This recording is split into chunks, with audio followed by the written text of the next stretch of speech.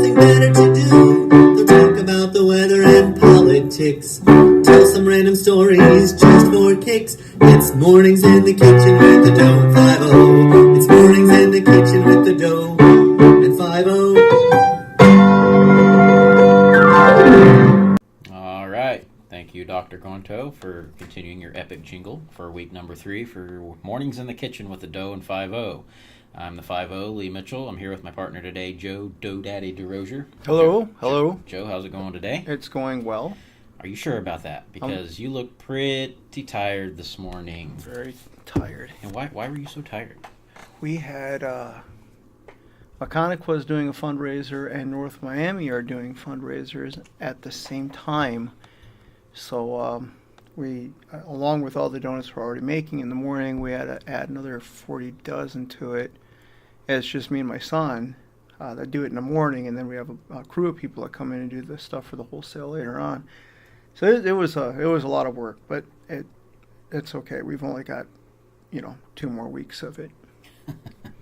40 extra dozen donuts. So what time did you go in this morning to start filling those orders? About 12:30 last night to get all the paperwork going, get the doughs going, and there's mixing, proofing, punching, cutting, proofing again, frying, filling, icing, and then packing.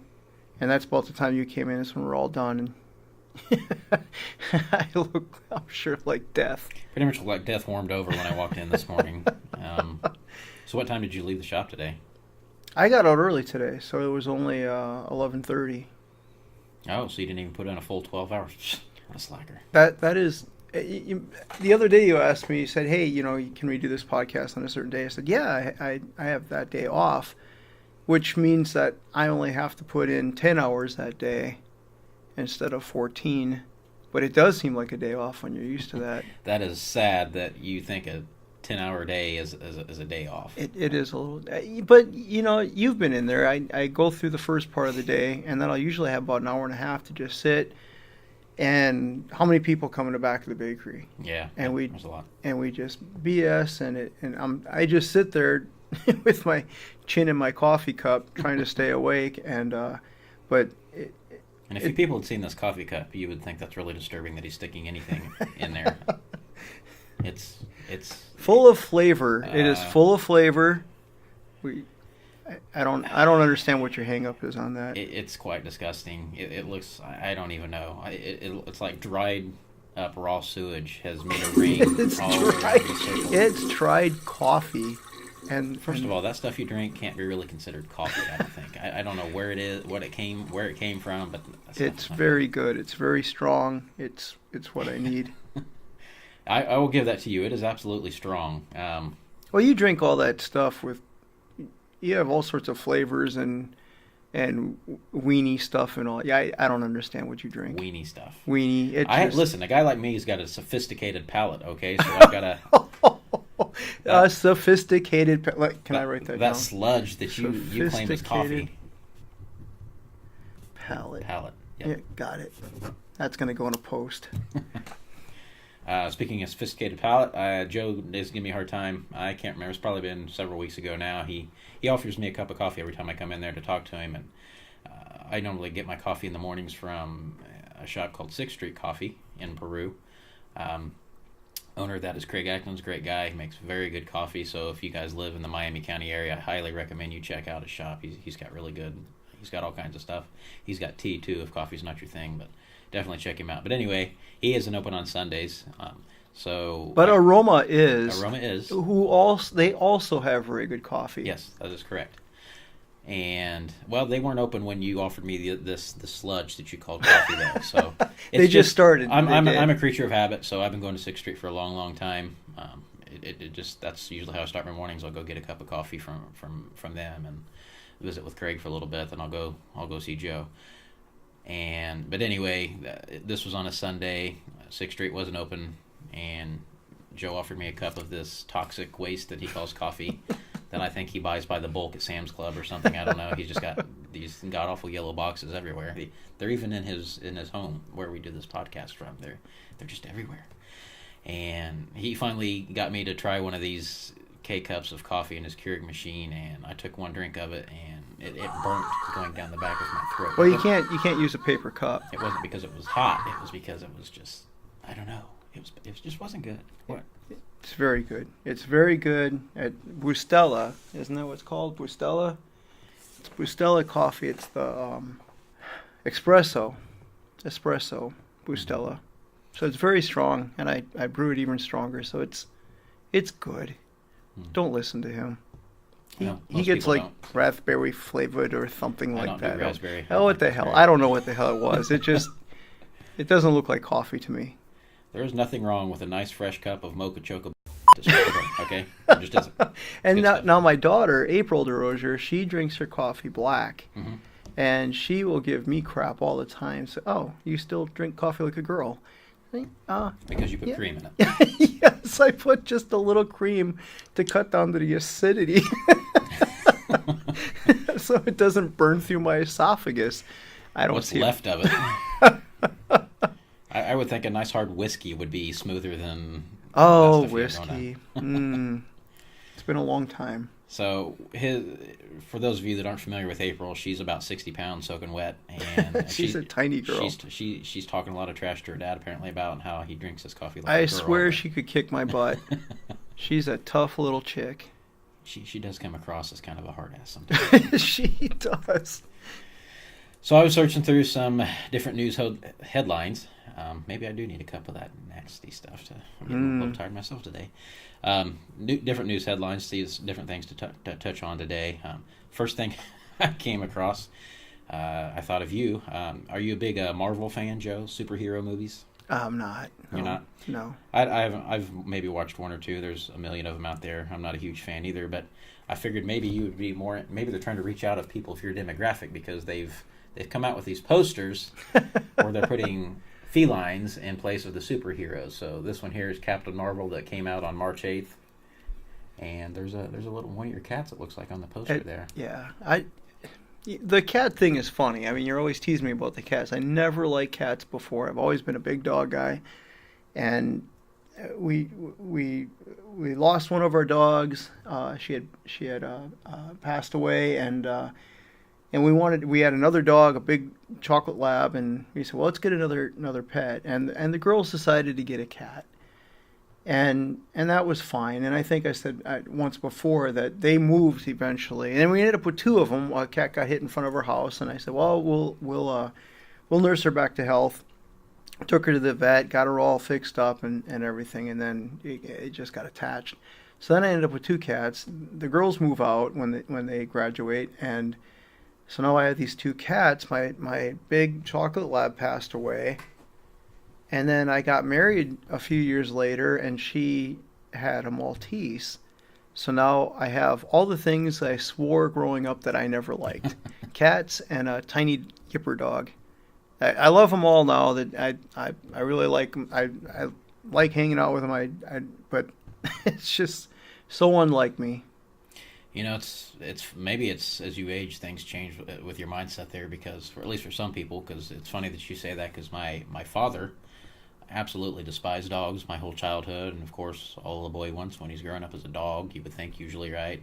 And my dad just never liked dogs, and that's just another thing to feed. And now I sound like my dad because I say the same thing about our little 5-pound oversized rat that we have that we call a dog, right? So but he's probably over the last 10 years he's obsessed with dogs now. He's living in North Carolina now, and he's got him another dog down there, and we're going to go see him here in about a week, so I get to meet that beastly looking thing he's got. And he treats his dog like you treat your cats, I think. They eat steak and eggs for breakfast, lunch, and dinner. And I don't know if he's got these psychedelic light shows like you do for the I'm cats, sure he does. I guess we'll find out here in about a week or Is so. this a big dog or a little dog? It looks like a big dog, man. I've seen pictures of it. Yeah, I think it might weigh more than I do. It's quite large. Big dogs are a lot of fun. But he lives up in the mountains, so I'm sure. Well, I don't know. Have you ever seen the movie, what is that, Chevy Chase, Funny Farm? No, I have not. So he's got this dog, I believe it was called Yellow Dog. You need to watch this movie. It's back when Chevy Chase was actually funny. Huh. And but basically he's this newspaper writer, I believe, somewhere in New York or Chicago or something like that, and he decides to do an early retirement and move out to the countryside somewhere to work on his first novel. And of course, everything just starts going wrong when they move. It's hilarious. It's a pretty much something. It's a Chevy Chase kind of. Yeah, it is. Right. It's physical comedy, but it's really funny. It's an older movie, probably back in the 80s or early 90s. But anyway, he gets this dog because he's living out in the country, and he calls it Yellow Dog. It's a golden lab. That's the best name he comes up with. But this dog doesn't. And he's a writer.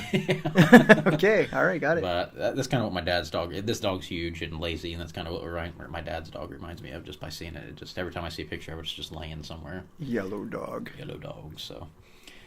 Is it alive? I don't know. It'd be creepy if it's not, right?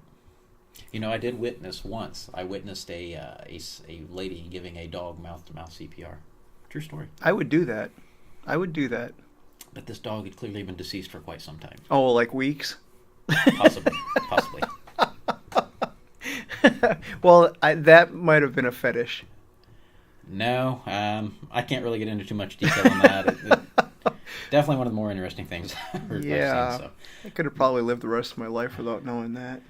Moving on, this is interesting to me. I've seen these things on TV. I've never seen one in person. Have you ever seen these robots that maybe on TV that go up and down hospital halls that's got doctors' pictures like in a monitor? No, I've never seen that. I'll So be that's kinda what it darned. looks like. So if you guys type in telepresence robot into Google, you should be able to find different articles on them. I'm just going to touch base a little bit on one I found a headline on today. There was a gentleman out in California. Naturally, this happened in California. Yes. I'm sure I'm going to butcher his name here, but the subject's name is Ernest Quintana. Dr. Ernie. No, this is the patient. Oh, okay. He was in the ICU unit in a medical center in Fremont, California, when a doctor appeared on this telepresence robot video screen and told Quintana that he wasn't likely to survive his illness. Told him this over basically, I mean, it looks like an iPad, right? Or Right. whatever you want to call your Yeah. tablet.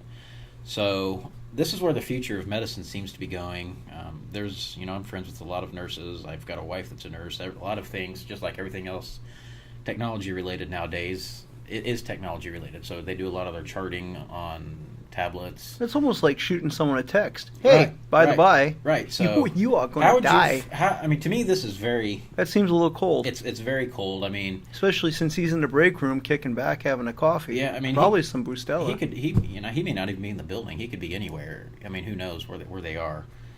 I remember the first time I saw this. I don't know what I was watching. It was very futuristic looking. It's just basically there's these, like, it's almost like it's a hoverboard bottom kind of with a pole like our microphone stands on, and then I've seen this on the Jetsons. Yeah, then it's attached to the tablet, and these I don't even know how they get around. They just zip up and down the hallways, and that's how the doctors get around. It's through these tablets, right? So, but to me, obviously everybody's had various experiences with different types of doctors, right? Some have good bedside manner, and some not so much, yeah. right? And to me as a patient, especially if you're not feeling good, you're hurt, you're not really sure what's going on. You've Googled your symptoms on WebMD, and you're 99% sure you're idea. dying, right? I mean, you may not even make it out of the office. So you're going in there all stressed out, and then you get this doctor who is just cold as Right. can be, very stone cold faced, doesn't seem to really care about your concerns. They tell you what they see on your chart. They throw a bunch of pills at you, and they go on about their day. They're in and out in less than 5 minutes, a lot of them. And to me, if you do this with the tablet, the robot, it Not makes a things fan. even worse. Yeah, right? not a And fan. especially if you're dying. I mean, do you want to see that on a tablet? You're not going to make it. No, I would live just to piss them off. Yeah, I mean, man, that's just mind-boggling to me. I can't wrap my head around it. So breaking up over text is bad, but announcing certain death over an iPad is okay. Right, and that's something else. Texting it's the new normal, right? Right. I mean, I remember when it first came out all those years ago.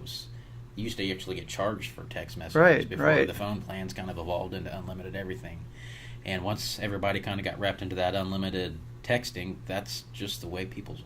I shouldn't say everybody, but man, almost everybody I talk to is through texting. I'm the same way. Because I can text several people and I'm not tied up. And it's almost when somebody calls the cell phone, it's like, oh, really? I don't have time for this crap. I am not going to listen to you. So texting, it's the new normal, and even my kids today, I kind of wonder by the time they get to be my age, I mean, who only knows what communications will be like, Right. 20 years from now or whatever, but I don't even think they'll be comfortable talking on the phone. I kind of wonder that. I notice that now with kids that they're well, your daughter has to call me she's one of the people in charge for that fundraiser. Yeah. And I could tell she was really struggling. And we've met. It's not like we're perfect strangers. And she has a hard time. Of course, I would just make it worse, and I'll ask her a lot of questions. And my oldest one, April, that we just talked about, she has a hard time talking to people on the phone. She'd much rather text them. And it's kind of strange because I can watch my kids run around the house all day long.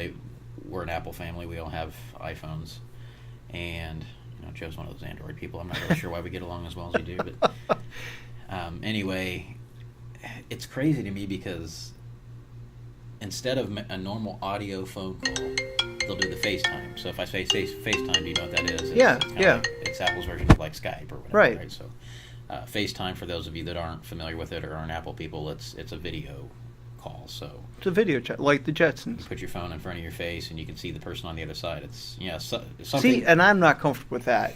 Right, and to me it's strange. Now I don't mind doing it with my kids, but anybody else, even when I do that with my parents every once in a while, it seems awkward. Right. And do I have to comb my hair? Yeah, I mean, my parents have seen me at my worst. I've seen them at their worst, and I don't know. It's just weird because I don't feel like I know what I'm supposed to do. Am I supposed to sit there and just stare at the phone the whole time? Right. Is it okay to look around?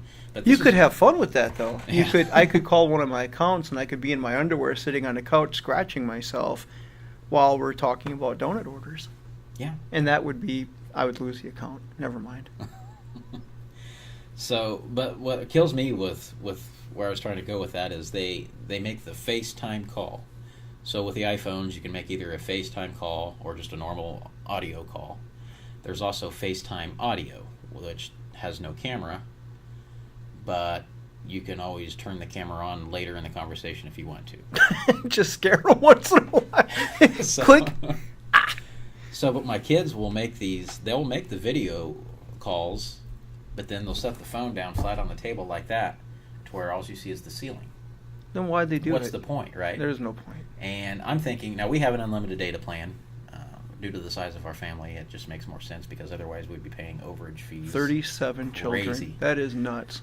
So, but that's my thing. They don't even know how to. I don't feel like because of that they're not really sure how to make a normal audio call because they do the FaceTime. Well, maybe they'll never have to make one. But then they don't always utilize FaceTime. It's just the audio, right? But they still have. There's something about that picture that they need to have in the background or something. I don't. But even ordering a pizza, all the stuff that we had to do when we were younger, you wanted to, you have to call somebody. Or you get on a computer to talk about your phone bill, right? And they have chat, Mm-hmm. and we talked about that the other day. I think you don't ever have to talk to anybody anymore. I don't think that's good. Yeah, you're right because you can even get on. Obviously the biggest and baddest social media platform out there in the world is Facebook, and it grows more and more by the day in various different ways.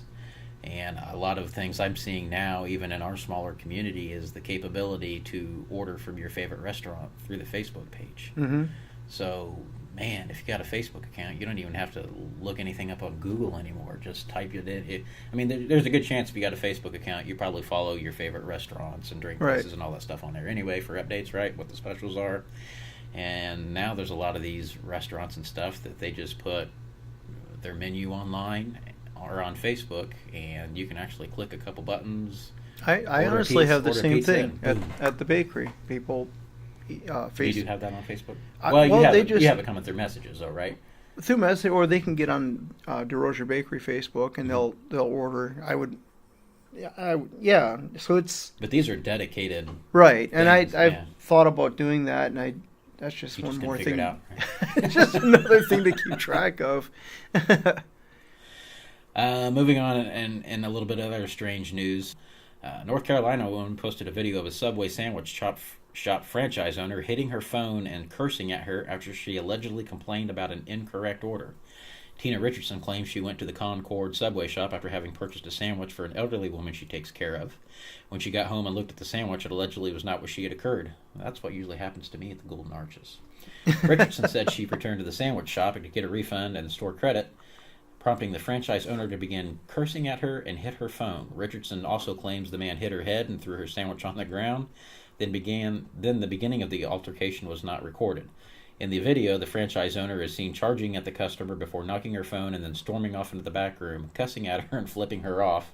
An employee then gets involved, also swearing at the woman and telling her to leave. Before Richardson left the store, she showed a photo of the sandwich she had ordered on a flyer, which appears to have chicken strips, and then shows the sandwich she received, which appeared to have shredded meat on the floor. She posted the incident on her Facebook page, and voila, it has been viewed over 1.2 million times as of Monday afternoon, and telling everyone else to stay away from the establishment. Now, let's touch on that. So say this something like this would happen in your store. And say even now, this would never happen with Joe by any means, although he's getting older and crankier by the day. I am getting old and cranky. But say, even if this would happen in the storefront at Aroma, okay, say this happens, one of the girls up there makes a drink that somebody doesn't care for, or they put the wrong donut in the bag that somebody orders up there, and something. And that happens. Right. I mean, people make mistakes. Right. But say this happens and somebody loses their mind out in the lobby, and something similar to this happens, and then it gets posted on Facebook. Now, we were talking about how big and powerful this platform is. 1.2 million times this has been viewed just a matter of a few days, right? And now all of a sudden, you've seen how all the keyboard warriors and the trolls go. Right. Without even doing any research. They just have these loud and proud opinions from behind their telephones. They really have no idea what she said. They can kill a business. Yeah. They can kill a business. Yep. So something similar happened like that in a community not far from us here with a pizza place. Do you remember that? Mike's Pizza. Oh, that's right. Yes. So there was an incident where the owner was supposedly cleaning a grill or something with his shirt off. And she implied that he was baking with his shirt off, and he was a hairy fella. Yeah. But it's hard to say. Was he? It didn't look like he was baking. It looked like he was cleaning that oven. I thought the story was he was cleaning. But, well, the story she was saying that he always was doing that kind of stuff with it. But I've eaten there. I've never thought it was dirty. I never had any issues with it. It did seem a little like a disgruntled employee. Apparently, she didn't have any problems with that. With him, whatever, if he was cleaning or whatever, before she got let go. Well, it just goes to show how powerful social media is. People, they just ramble on. Well, it's something though, like you said, if that happened at Aroma, they'd just take care of it. They would replace the drink, they'd replace the donut, and you don't, cussing at them and flipping them off, that just wouldn't happen. So you kind of wonder, I would wonder what happened before that. What did she say? Was it very calmly, oh, I'm very sorry, but this isn't the right sandwich? Or did she go in there raising hell?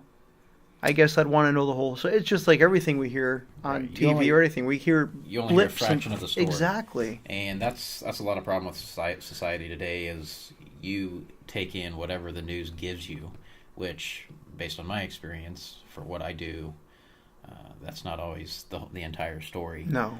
And they kind of fabricate things to twist and to get a headline, and even the headlines, that seems to be most the only thing that people actually read is the headline. Mm-hmm. They don't even bother to open the article to see what the news is giving them. Right. And so if they make a headline that the Subway is dirty and the owner yelled at customer, well, oh my God, he's the biggest loser on the planet, let's shut this place down, let's picket it.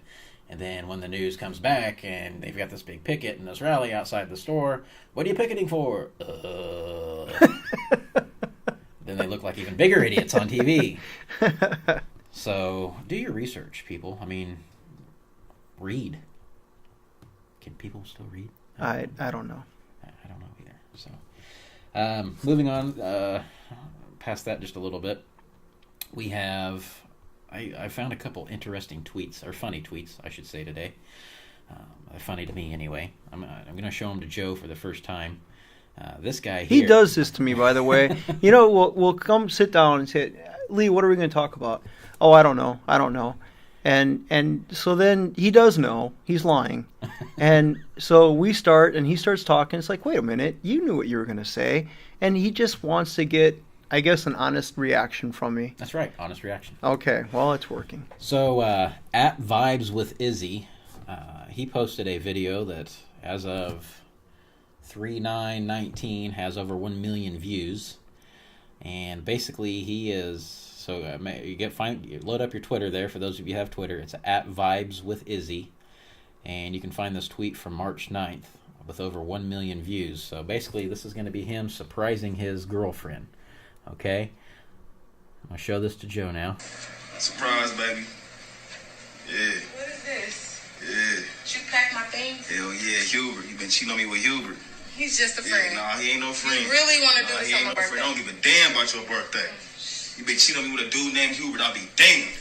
Here go your stuff. It's already packed. Get your stuff and get the hell out of my house. Cheat on me with a dude named Hubert. Get the hell out of my house. Wow. And he gift wrapped her stuff.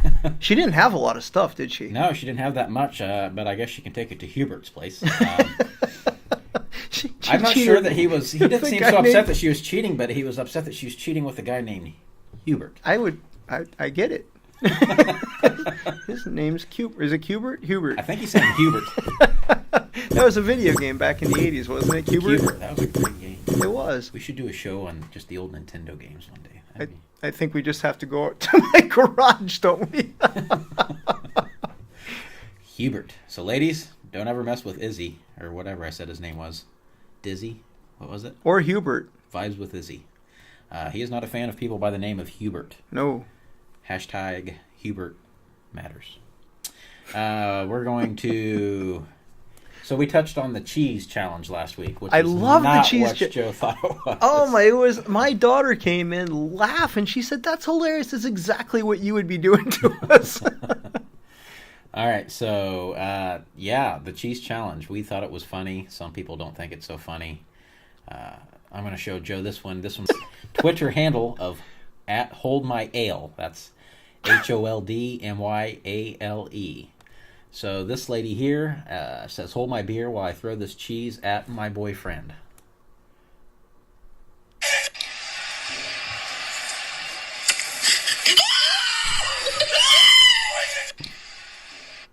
So she throws the cheese on her boyfriend's face, and he's got this, I don't know what that is, a mastiff or a bulldog or something.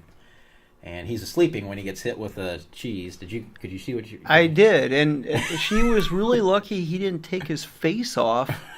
The way she threw that. Did she have no clue that this dog might be interested in the food? I don't know. Maybe she was. Maybe she knew the dog would go after the food. But Maybe. basically, the dog woke this guy up out of the cheese kind of woke him up, and then the dog was right in his face to take the cheese off of his face. He is a very stout gentleman, and his reaction and his very high-pitched scream is quite comical. He was probably upset because the dog got the cheese. I think, I don't know, he might need to eat a little less cheese. I'm not sure. So. Perhaps a sit-up. Joe and I posted a couple of, I don't know what you call them, memes, I guess. Is that how you say it? Memes? I don't know. I'm old. On our Mornings in the Kitchen page, just for fun. And folks, we're not all politics all the time by any stretch of the imagination. It's part of our song, Lee. It is part, but we're not politics all the Weather time. and So, politics, yes, it's some part people of it. think they're funny. Some people thought, oh my God, don't talk about politics. And some of these people talk about politics on their personal page. We're going to talk about whatever we want because it's our show. Exactly. People, gosh, we've touched on this a little bit before, but they complain. They just find anything and everything to complain about. We're doing this just for fun. Joe and I aren't making any money at doing this. It just gives us a way to unwind and kind of just have a good time. People, enjoy your life, right? Just relax just a little bit. I saw this today, and I thought I'd share it with everybody today. So, 6 signs you're actually doing great in your life. Number 1, you're breathing. Oh, good. Got that. You're still alive. Got it. If you have a roof over your head, not bad. Got it. Food on your table. Yeah. Are you drinking clean water? Probably not out of that damn coffee cup. I'll tell you who's drinking nice, crisp, clean water. His cats. Yes. His cats. Yes. They've got elaborate fountains. You really need to get over that, Lee. I just can't get over it. You're wearing clean clothes. Now, Joe doesn't usually wear clean clothes, but he has the capability to do so. I have clean clothes. They don't stay clean for very long. And then this is the most important thing, the top 6 signs. You wish good for others. Mm. So how about instead of tearing everybody down, tearing each other down, maybe try and build them up a little bit, right? Or laugh. Laugh. Just have fun. If something's funny, for goodness sakes, don't take it so personally. Well, the people that got a little butthurt about things that we posted, we laughed. Yeah. we enjoyed it, You really. know, and they were both democratic in nature, and you can say whatever you want. I don't care. And if I find a meme out there about the president that I think's funny, I'm going to post that on there Right. too. And let the games begin. Yeah, Right? yeah. So, You know, anyway, and one of the girls that commented, actually I have a lot of respect for her. She's a friend of mine. So I was a little surprised that she got so upset, and she oh, you know what? I actually meant to delete that because I didn't want her to get. right? And it's we've tried to make this clear from day one. This is all for fun. We want to try and maintain a positive environment, and if people are going to start complaining and We're going to make fun of you. yeah, We're going to start naming names, and we're going to make fun of you because we have. got nothing better to do. So Exactly. That's not true. We're both very busy people, and we have to squeeze in time every week. I to do think this that's stuff. in the song too because we have nothing better to do. You haven't been paying attention. That's kind of a lie, though, because we're both pretty busy most of the time. So. I want to touch on a few things going on in Peru here over the next week or so. Just as we're kind of winding things down here today. The YMCA is still staying busy with some things. They're having Nerf Royale 2. The Miami County YMCA Friday, March 22nd from 6 p.m. to 8 p.m. Bring your Nerf equipment. All come show them what you got. Ammunition will be provided. It's going to be $3 for Y members, $5 for non-members. Anybody that has any more questions about how to get registered for the event can contact Cassie Corba at 765-472-1979, extension 236. You want to have a Nerf Battle Royal, Joe? 6 to 8 is kind of my. That is kind of your bedtime, isn't it? Yes. That sounds like fun, though. I might have to see if my son might want to do that. They're having a YMCA Euchre Night, Cards for a Cause. You can go alone, but you won't be alone at the Euchre Night. It is on the 16th of March from 5:30 to 7:30. Adults only, 18 years and older. There is an early bird entry fee that includes food and refreshments at $20 a person. After March 8th, registration, $25 a person. Why does that happen like that? Why is it if after a certain day the prices go up? I think it's just an incentive to try and get more people registered early, which I can relate to based on the The dodgeball thing and different things I've done Right. for fundraisers. It definitely makes the people that are putting the events on, it makes life a little easier when they know what they've got coming in. we had the same thing with the Donate Eating Challenge. Mhm. We ended up with 30 some people, I think, but I'd say half of them signed up just a day or two before. So you didn't know what the heck you were going to make or how you're going to work it out. So okay, I can kind of see. Last fundraiser that it's come across my desk is they're doing a fundraiser for the Peru Cal Ripken Baseball League, participating in Wings Etc. in Peru. Dine to Donate event. It's March 24th, 2019, which is a Sunday at Wings Etc. Also known, Joe, as The Flying Chicken. Flying Chicken. Flying Chicken. We'll touch on They that do here. a lot of stuff, don't they? So from 11 to 10 on the 24th, you can dine in or carry it at Wings at the times listed above, and they will donate 15% of their food and soft drinks subtotal to the Cal Ripken Baseball League. That's Good pretty for nice. them. So, Joe, let's touch on that before we wrap up here today. The Flying Chicken. There's a little Flying bit of chicken. controversy with your Flying Chicken there, wasn't there? I don't know. So my wife and I we would eat there, and there's a couple times I've called her before she got off work, or when she got off right off work, and I said, hey, you want to grab something to eat real quick? And the Flying Chicken, Wings, etc. said that they were going to sponsor our Donate Eating contest. So we try to get over there and thank them for what they're doing for us. Right.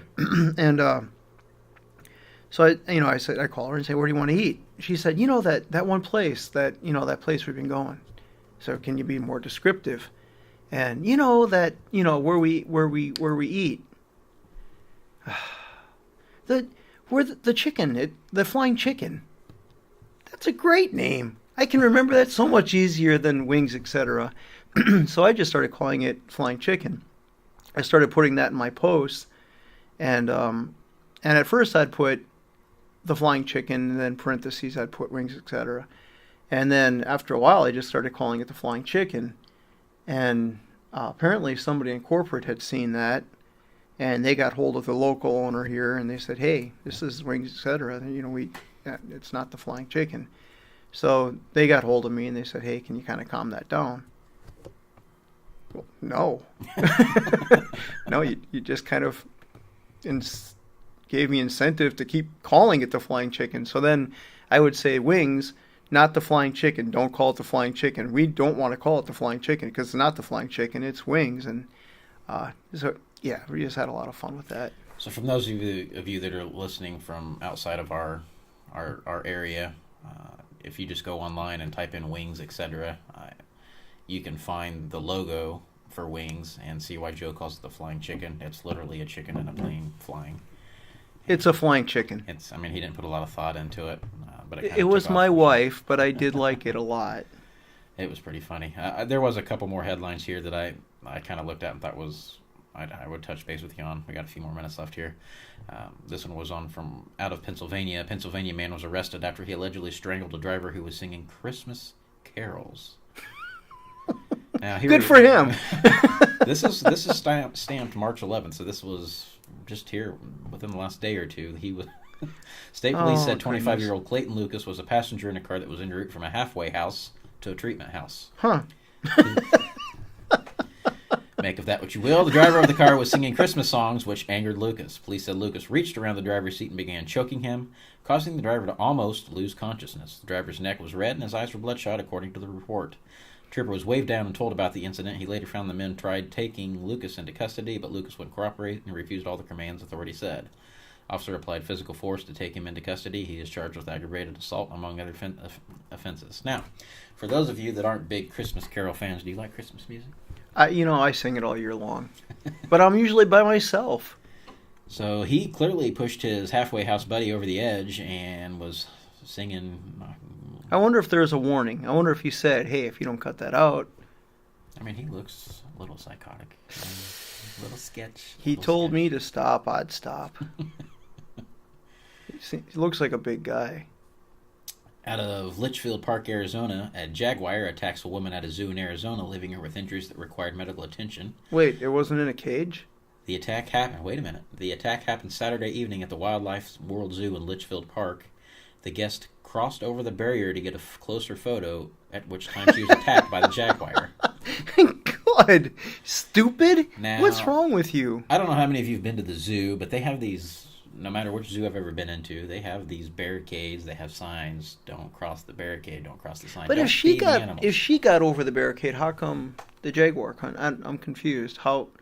She apparently had gotten close enough to over the barricade to where the jaguar just got a hold of her. He didn't want his picture taken, I guess. I don't know. Oh, well, he might be shy. So yeah, play stupid games, win stupid prizes. I've never heard that before. I don't know what else to say. Don't make the kitty angry. This one here should hit close to home to you. Scientists confirm. This is a little older. I'm just seeing this today. This was back in October of last year. It's very old, yes. Scientists have confirmed being forgetful is a sign of very high intelligence. How do you feel about that? I do believe Darren Sturch had put that on Facebook. Oh, well, then we've got to edit and take that out because I can't give her credit for anything. No. Well, she didn't write it. She just copied it. I mean, there's like 10 paragraphs in there. I know she didn't write it. Give me a break. Darren Sturch. Anyway, we're going to go ahead and wrap things up here today. We should have this out on the normal day and time on Wednesday this week. Hopefully the audio is still sounding good to everybody. And we will touch base with you all soon. Joe, we'll see you next week. All right. Here